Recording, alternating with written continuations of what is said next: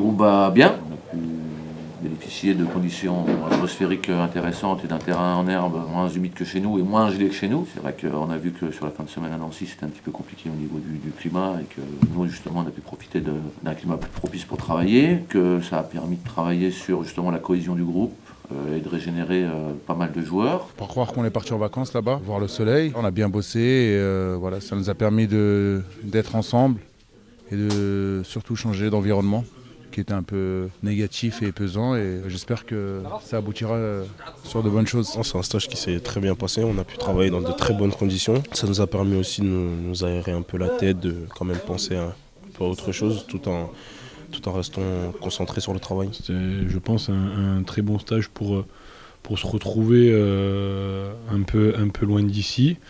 Et pour bosser, puis on avait aussi entre parenthèses des activités, et je pense que ça s'est très bien passé. C'est sûr qu'ici les conditions météorologiques n'ont pas été bonnes. On s'entraîne une fois sur le synthétique, une fois sur la pelouse. C'est pas les meilleures conditions pour préparer un match, mais voilà, là-bas on a eu des bonnes conditions. On s'est bien entraîné. Il faut repartir pied au plancher parce qu'il reste le sprint final pour sauver le club. Je pense que ça a fait du bien à tout le monde, on en avait besoin, histoire de voir quand même quelque chose d'autre et avec un peu de soleil, on va dire.